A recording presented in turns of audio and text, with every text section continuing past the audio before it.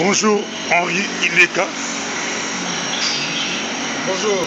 En tout cas, ça nous fait plaisir encore de vous revoir ici à Bruxelles. Non, vraiment, pasteur Bobo. Je vois un grand ancien de Bruxelles. Bon, parlons un peu des élections communales belges. C'est pour bientôt. On vous a vu avec dans l'équipe de Lydia Moutebele. Qu'est-ce que vous pouvez nous parler? Oui, on est en train de faire les élections communales le 14 octobre. C'est une élection très importante. On pense que ce sont des élections très importantes. Mais ce qu'il faut, le message que je voudrais vraiment faire passer, c'est que ce sont des élections communales. Cela concerne les choses de la commune, le plus bas niveau de pouvoir, c'est-à-dire le ramassage des déchets, la crèche Ponabana. Voilà, ça concerne vraiment ce qui nous touche en particulier.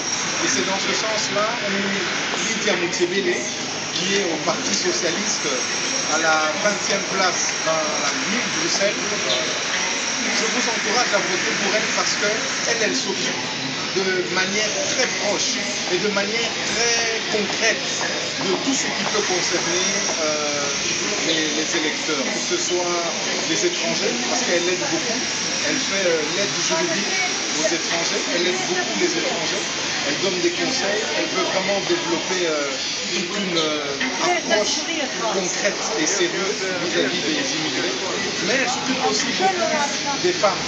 Lydia s'occupe beaucoup des femmes qui sont en situation de précarité, ceux qui n'ont pas d'emploi. Elle peut les aider, les conseiller à rechercher et à retrouver un emploi. Et nous, les gens qui habitent Mille-Bruxelles, concrètement, qu'est-ce que Lydia peut faire pour ces personnes-là?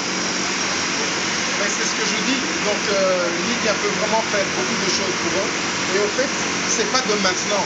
Ça fait déjà 6 ans que Lydia est conseillère communale. Il ne faut pas oublier qu'elle est diplômée, elle est juriste diplômée de l'ULB. Donc elle travaille déjà dans le quotidien et dans les relations avec, que ce soit les étrangers, mais aussi avec les Bruxellois en fait. Elle travaille avec les Bruxellois. Chaque lundi, elle est au conseil communal de la ville de Mille-Bruxelles. N'oubliez pas que la ville de Mille-Bruxelles, c'est Aren, Nederoverenbeek et Laken. Donc c'est vraiment très important de la soutenir et de pouvoir qu'elle puisse continuer ce travail qu'elle fait depuis déjà 6 ans. Est-ce qu'elle va bénéficier de ses voix? Parce que si aujourd'hui nous votons, comme d'habitude les gens votent beaucoup plus sur Lydia, et si aujourd'hui elle est votée, est-ce qu'au niveau du parti, ses voix seront comptées ou comptabilisées, considérées?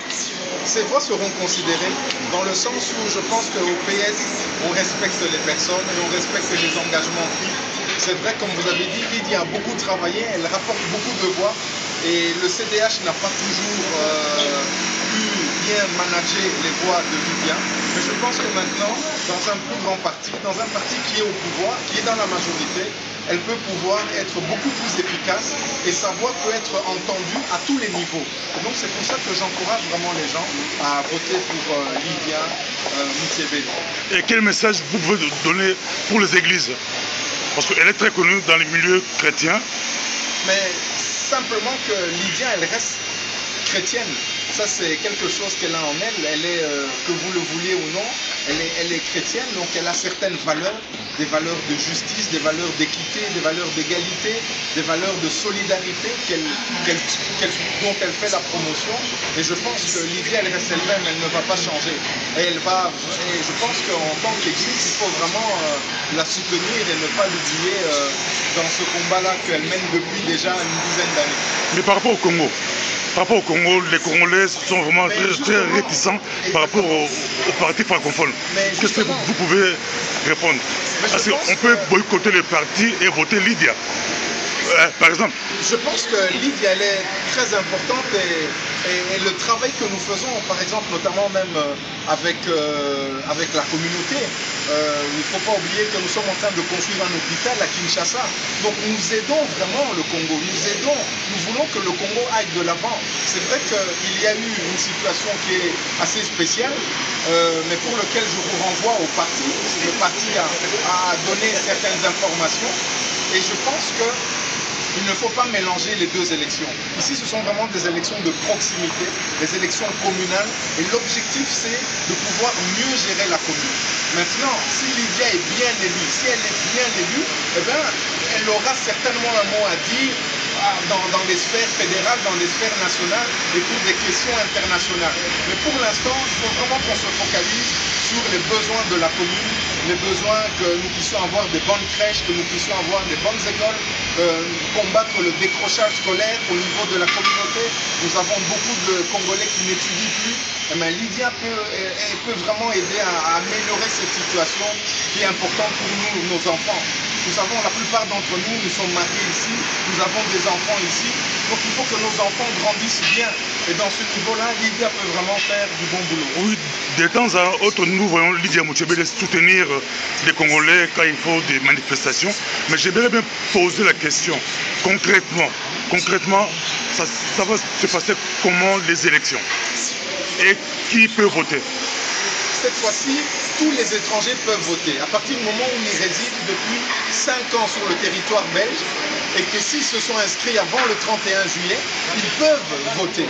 Et ça, c'est vraiment une voie où j'encourage la plupart des étrangers à pouvoir voter parce que c'est un pouvoir que l'on nous donne, c'est un pouvoir pour lequel nous pouvons vraiment agir et agir de manière légale, de manière sérieuse, de manière intelligente. Et quelles sont les communes qui peuvent voter Lydia?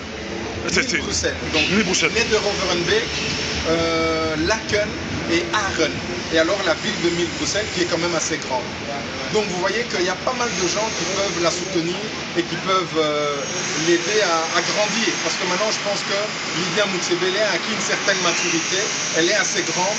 Cela fait 6 ans qu'elle est conseillère communale, donc elle connaît un peu comment fonctionne la politique belge. Et c'est dans ce sens-là que, quelque part, je dis, osons le changement avec Lydia Mouchébélé. Il faut oser le changement. Merci beaucoup. Votre mot de la fin?